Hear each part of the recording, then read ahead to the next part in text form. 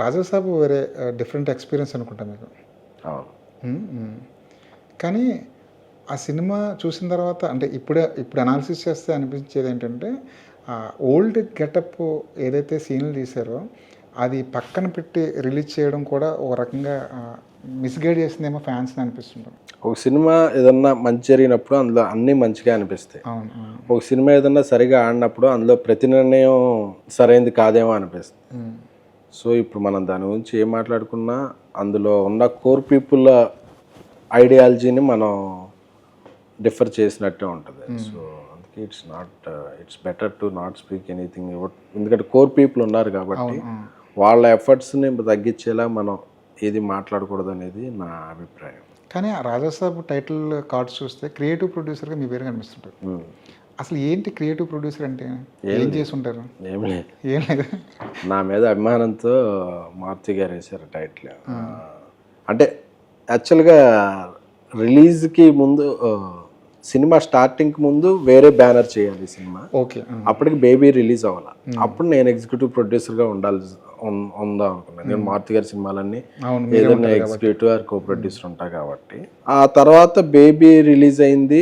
Obviously నేను 2-3 సినిమాలతో busy అయ్యాను. బేబీ హిందీలో చేయటం, ఈ బ్యానర్ నుంచి కూడా ఇంకొక పెద్ద బ్యానర్కి వెళ్ళింది. అక్కడ అప్పటికే నిష్ణాతులైన చాలామంది టీం ఉన్నారు. సో నాది ఎంతవరకు హీరోయిన్ కోఆర్డినేషను, హీరో గారితో కూడా పిఆర్గా పనిచేశాను కాబట్టి మీడియా కోఆర్డినేషన్ వరకు ఉంది. సో మరీ ఏ కోఆర్డినేషన్ చేస్తున్నప్పుడు కోఆర్డినేటర్గా పేరు వేయలేరు కాబట్టి కో ప్రొడ్యూసర్, ఎగ్జిక్యూటివ్ ప్రొడ్యూసర్ అంటే వాళ్ళందరూ ఉన్నారు కాబట్టి పెద్దవాళ్ళు ఏదో ఒక ట్యాగ్ క్రియేటివ్ ప్రొడ్యూసర్ అని వేశారు.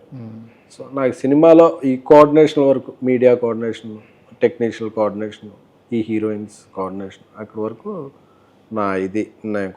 నేను ఫ్రీగా ఉన్నప్పుడు అంతవరకు చేసాం.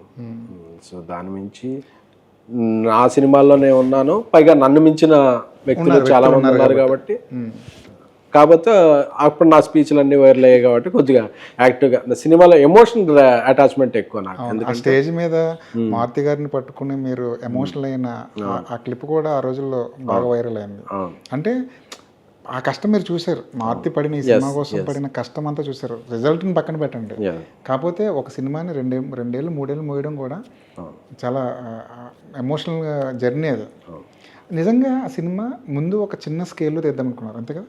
అసలు నాకు తెలియదండి. తెలియదు నాకే. ఎందుకంటే క్రియేటివ్ ఏమనుకున్నారు ఏంటి అనేది it's between producer, director and hero గారి మధ్య ఉంటాయి కాబట్టి ఇప్పుడు నా థాట్స్, నాకు ఉన్న అరకొర ఇన్ఫర్మేషన్ నేను అనలైజ్ చేయడం అనేది ఇట్స్ నాట్ రైట్ థింగ్ అని నా ఫీలింగ్. సోషల్ మీడియాలో ఆ సినిమా రిజల్ట్ తర్వాత మారుతి గారిని టార్గెట్ చేశారు చాలామంది.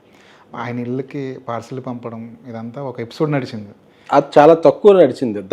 దాని మీద ఎక్కువ మాట్లాడుకున్నారు. కానీ అది కూడా అడిగాను నేను, అన్నీ వచ్చినాయంటే నేను రాదు. పాపం ఫ్యాన్స్ని కూడా బ్యాడ్ లైట్లో పెట్టాలని. నిజంగా ఫ్యాన్స్ ఎవరో కూడా ఒక సినిమా కోసం కష్టపడిన వ్యక్తిని అలా చేయరు.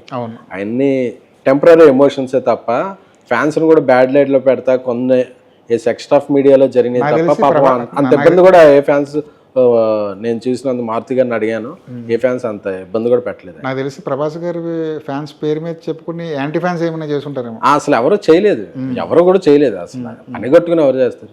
4-5 పార్సిల్స్ వస్తే దాన్నే 100 పార్సిల్స్ వచ్చేస్తున్నాయి. అండ్ మీడియాలో జరిగిన ఎగ్జాగరేషన్ తప్ప అదే సెక్షన్ ఆఫ్ మీడియాలో అలాంటిది ఏం జరగలేదు.